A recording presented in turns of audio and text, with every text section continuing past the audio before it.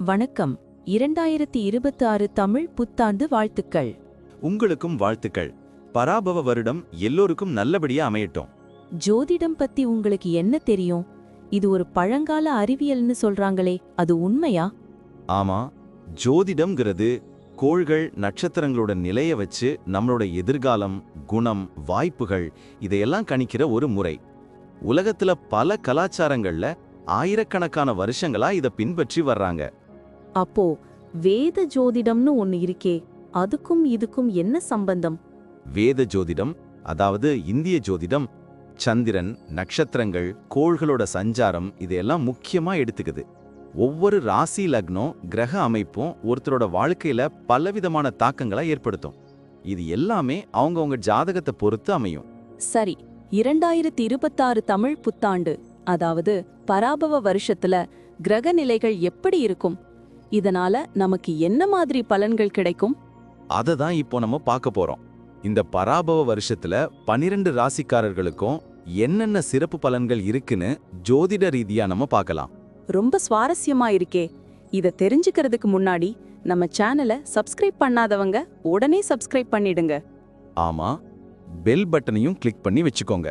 அப்பதான் நம்ம போடுற வீடியோஸ் உங்களுக்கு உடனுக்குடன் நோட்டிபிகேஷனா வரும். சரி, வாங்க வீடியோக்குள்ள போலாம்.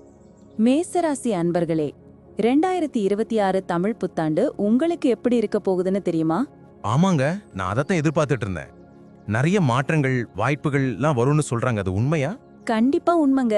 இந்த வருஷம் சனி பகவான் உங்க ராசிக்கு 12ஆம் வீட்ல இருக்கிறதால சில நேரங்கள்ல கொஞ்சம் அலைச்சல், செலவுகள்லாம் அதிகமாகலாம். ஆனா அத பத்தி ரொம்ப கவலைப்பட வேண்டாம். அடடே, அப்படியா? அப்போ ராகுக்கு இதை பத்தி என்ன சொல்றீங்க? ராகு பகவான் 11ஆம் வீட்ல இருக்கிறதால உங்களுக்கு புது புது தொடர்புகள் கிடைக்கும். எதிர்பார்த்த லாபங்கள்லாம் கண்டிப்பா வரும். கேது பகவான் 5ஆம் வீட்ல இருக்கிறதால ஆன்மீகத்துல ஈடுபாடு அதிகமாகும். குழந்தைகளை பத்தின சிந்தனைகளும் நிறைய வரும். ரொம்ப நல்ல விஷயம். குரு பகவான் நிலைமை எப்படிங்க? குரு பகவான் ஜூன் மாசம் வரைக்கும் 4ஆம் வீட்ல சஞ்சரிப்பார். இது உங்க குடும்பத்துல மகிழ்ச்சியை கொண்டு வரும். புது சொத்து வாங்குறதுக்கு கூட வாய்ப்புகள் இருக்கு. ஜூன் மாசத்துக்கு அப்புறம் குரு 5ஆம் வீட்டுக்கு மாறிடுவார். அப்போ குழந்தைகளுக்கும் பூர்வீக சொத்து சம்பந்தமான விஷயங்களுக்கும் ரொம்ப நல்லதா இருக்கும். குடும்ப வாழ்க்கை எப்படி இருக்கும்னு கொஞ்சம் சொல்லுங்க. குடும்ப வாழ்க்கையை பொறுத்த வரைக்கும் இந்த வருஷம் கலவையான பலன்கள் கிடைக்கும். சனியின் சஞ்சாரனால சில நேரங்கள்ல தேவையில்லாத வாக்குவாதங்கள் வரலாம். அதனால பேசும்போது கொஞ்சம் யோசிச்சு பேசுறது நல்லது. ஓ, அப்படியா? கவனமா இருக்கணும். ஆமா, ஆனா ஜூன் மாசம் வரைக்கும் குரு 4ஆம் வீட்ல இருக்கிறதால குடும்பத்துல மகிழ்ச்சி, நல்ல நிகழ்வுகள்லாம் நடக்கும். புது வீடு வாங்கவோ இருக்கிற வீட்டை புதுப்பிக்கவோ நினைச்சா அதெல்லாம் இந்த வருஷம் நிறைவேறும். ஜூன் மாசத்துக்கு அப்புறம் குரு 5ஆம் வீட்டுக்கு வர்றதால பிள்ளைகளுக்கு கல்யாணம் இல்லனா அவங்கள பத்தின நல்ல செய்திகள் வந்து சேரும். பெரியவங்க சொல்ற பேச்ச கேக்குறது ரொம்ப நல்லதுங்க. உறவினர்கள் பத்தி என்ன சொல்றீங்க? ஏதாவது பிரச்சனை வருமா? சின்ன சின்ன மனஸ்தாபங்கள் வரலாம், ஆனா அதை பெருசுபடுத்தாம விட்டுடணும். கணவன் மனைவிக்குள்ள அந்யோன்யம் ரொம்ப அதிகமாகும். தொழில் வியாபாரம் பத்தி சொல்லுங்க, எனக்கு ரொம்ப ஆர்வமா இருக்கு.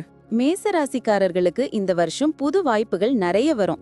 ராகு 11ஆம் வீட்ல இருக்கிறதால வியாபாரத்துல புது கூட்டணிகள், முதலீடுகள்லாம் வரும். வெளிநாட்டுக்காரங்களோட தொடர்பு ரொம்ப லாபகரமா இருக்கும். புது திட்டங்களை இப்போ செயல்படுத்துறதுக்கு சரியான நேரம். அப்போ சனியின் சஞ்சாரம் தொழில்ல எந்த பிரச்சனையும் உண்டாக்காதா? 12ஆம் வீட்ல சனி இருக்கிறதால சில மறைமுக செலவுகள் வரலாம். சட்ட சம்பந்தமான விஷயங்கள்ல கொஞ்சம் கவனமா இருக்கணும். ஆனா ஜூன் மாசம் வரைக்கும் குரு 4ஆம் வீட்ல இருக்கிறதால புது ஒப்பந்தங்கள் மூலமா நல்ல லாபம் சம்பாதிக்கலாம். ஜூன் மாசத்துக்கு அப்புறம் குரு 5ஆம் வீட்டுக்கு வரதுனால வியாபாரத்துல புதுமைகளை புகுத்தலாம். கூட்டாளிகளோட உறவு எப்படி இருக்கும்? கூட்டாளிகளோட வெறிப்படியா பேசுறது தவறான புரிதல்களை தவிர்க்க உதவும்.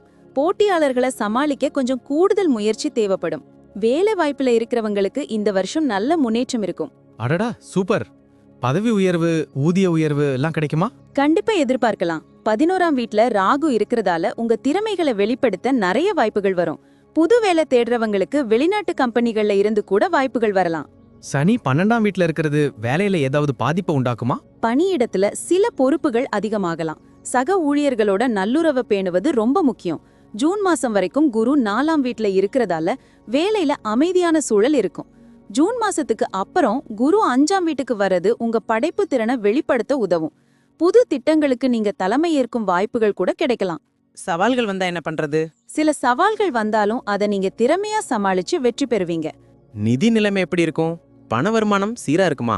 ஆமாங்க, இந்த வருஷம் உங்களுக்கு சீரான வருமானம் இருக்கும். 11ஆம் வீட்ல ராகு இருக்கிறதால எதிர்பாராத பணவரவு வரும். பல வழிகள்ல இருந்து வருமானம் வர வாய்ப்பு இருக்கு. முதலீடுகள் மூலமா நல்ல லாபம் பார்க்கலாம். செலவுகள் பத்தி என்ன சொல்றீங்க? 12ஆம் வீட்ல சனி இருக்கிறதால செலவுகள் அதிகமாக வாய்ப்பு இருக்கு. தேவையற்ற செலவுகளை கட்டுப்படுத்துறது ரொம்ப முக்கியம். சேமிப்புல கவனம் செலுத்துங்க. ஜூன் மாசம் வரைக்கும் குரு 4ஆம் வீட்ல இருக்கிறதால புது சொத்துக்கள் வாங்க வாய்ப்பு இருக்கு. வங்கி கடன்கள் கிடைப்பதுல சாதகமான சூழல் இருக்கும். பங்குச்சந்தை முதலீடு பண்றவங்களுக்கு எப்படி இருக்கும்? ஜூன் மாசத்துக்கு அப்புறம் குரு 5ஆம் வீட்டுக்கு வர்றதுனால பங்குச்சந்தை முதலீடுகள்ல நல்ல லாபம் பார்க்கலாம். சரியான திட்டமிடலோட செயல்பட்ட நிதி சிக்கல்கள் இல்லாம வாழலாம். கடன் கொடுக்கறதையும் வாங்குறதையும் தவிர்க்கிறது நல்லது. ஆரோக்கியம் ரொம்ப முக்கியம். அது எப்படி இருக்கும்? மேசராசி அன்பர்கள் இந்த வருஷம் கொஞ்சம் கவனமா இருக்கணும். 12ஆம் வீட்ல சனி இருக்கிறதால உடல்ல சோர்வு, அலிச்சல்லாம் வரலாம். தூக்கமின்மை பிரச்சனைகள் கூட ஏற்பட வாய்ப்பிருக்கு. முறையான உணவு பழக்கத்தையும் உடற்பயிற்சியும் கடைபிடிக்கிறது அவசியம். சின்ன சின்ன உடல்நல குறைபாடுகளை அலட்சியம் பண்ணாதீங்க. பெரிய பிரச்சனைகள் எதுவும் வராதா? ஜூன் மாசம் வரைக்கும் குரு 4ஆம் வீட்ல இருக்கிறதால பெரிய உடல்நல பிரச்சனைகள் எதுவும் வராது. ஜூன் மாசத்துக்கு அப்புறம் குரு 5ஆம் வீட்டுக்கு வர்றது மன அமைதியையும் புத்துணர்வையும் தரும். யோகா, தியானம்லாம் மன அழுத்தத்தை குறைக்க உதவும். முக்கியமா எலும்பு, மூட்டு சம்பந்தமான பிரச்சனைகள் உள்ளவங்க எச்சரிக்கையா இருக்கணும். மருத்துவ பரிசோதனைகளை சரியான நேரத்துல செஞ்சுக்கிறது நல்லது. பிள்ளைகள் பத்தி சொல்லுங்க. அவங்க படிப்பு எப்படி இருக்கும்? பிள்ளைகள் விஷயத்துல இந்த வருஷம் உங்களுக்கு நல்ல பலன்கள் கிடைக்கும். கேது 5ஆம் வீட்ல இருக்கிறதால அவங்க படிப்புல கொஞ்சம் கவனம் தேவைப்படலாம். சில நேரங்கள்ல பிடிவாதமா இருக்கலாம். அவங்களோட பொறுமையா பேசுறது நல்லது. ஜூன் மாசத்துக்கு அப்புறம் எப்படி? ஜூன் மாசத்துக்கு அப்புறம் குரு 5ஆம் வீட்டுக்கு வரதால பிள்ளைகள் படிப்புல நல்ல முன்னேற்றம் இருக்கும். அவங்க உயர்கல்விக்காக வெளிநாடு போறதுக்கு கூட வாய்ப்புகள் இருக்கு. பிள்ளைகள் கல்யாணம் பத்தின பேச்சுவார்த்தைகள் நல்ல முடிவுக்கு வரும். புதுசா குழந்தை பாக்கியம் இல்லாதவங்களுக்கு இந்த வருஷம் அதற்கான வாய்ப்புகள் உருவாகும். அப்போ பிள்ளைகளோட ஆரோக்கியம்? பிள்ளைகளோட ஆரோக்கியத்துல கொஞ்சம் கவனம் செலுத்துறது நல்லது.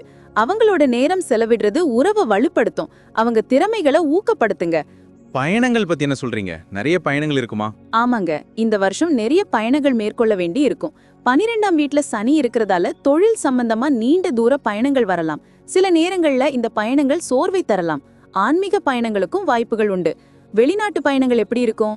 ராகு 11ஆம் வீட்ல இருக்கிறதால வெளிநாட்டு பயணங்கள் மேற்கொள்ளலாம். முக்கியமா வியாபாரம், வேலை நிமித்தமா வெளிநாடு போக நினைக்கிறவங்களுக்கு இந்த வருஷம் ரொம்ப நல்லா இருக்கும். ஜூன் மாசம் வரைக்கும் குரு 4ஆம் வீட்ல இருக்கிறதால குடும்பத்தோட சுற்றுலா போக திட்டமிடலாம். ஜூன் மாசத்துக்கு அப்புறம் குரு 5ஆம் வீட்டுக்கு வர்றது புண்ணிய யாத்திரைகளை மேற்கொள்ள தூண்டும். பயணத்துல பாதுகாப்பு முக்கியம் இல்லையா? கண்டிப்பா. பயணங்களின் போது பாதுகாப்புலயும் உடைமைகள்லயும் கவனம் தேவை. திடீர் பயணங்கள் கூட லாபத்தை ஈட்டித் தரும். ஒட்டுமொத்தமா 2026 தமிழ் புத்தாண்டு மேசராசிக்கு எப்படி இருக்கும்னு சொல்லுங்க.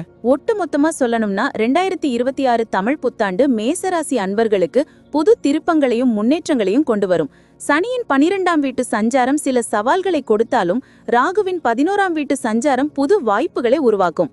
குருவின் சஞ்சாரம் உங்க வாழ்க்கைக்கு ரொம்ப பலமா இருக்கும். ஜூன் மாசத்துக்கு அப்புறம் குருவின் சஞ்சாரம் எப்படி இருக்கும்? ஜூன் மாசத்துக்கு அப்புறம் குருவின் 5ஆம் வீட்டு சஞ்சாரம் பிள்ளைகள் மற்றும் அதிர்ஷ்டம் தொடர்பான விஷயங்கள்ல நன்மைகளை தரும். இந்த வருஷம் நீங்க பொறுமையாகவும் நம்பிக்கையோடவும் செயற்படணும்.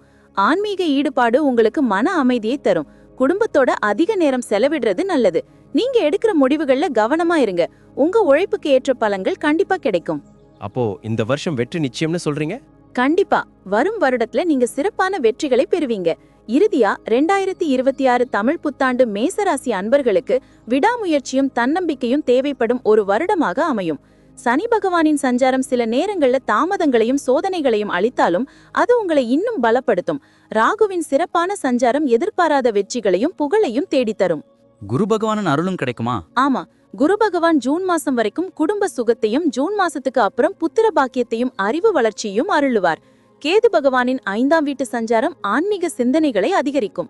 எந்த ஒரு புது விஷயத்திலையும் ஈடுபட முன் நல்லா சிந்திச்சு செயற்படுறது நல்லது. உங்க மன உறுதியால எல்லா தடைகளையும் தாண்டி இந்த வருஷம் நீங்க நிச்சயம் வெற்றி பெறுவீங்க. பொறுமையா இருங்க, நல்லதே நடக்கும். இவ்வளவு நேரம் நம்ம பார்த்த இந்த பலன்கள்லாம் பொதுவானவை மட்டும்தான்.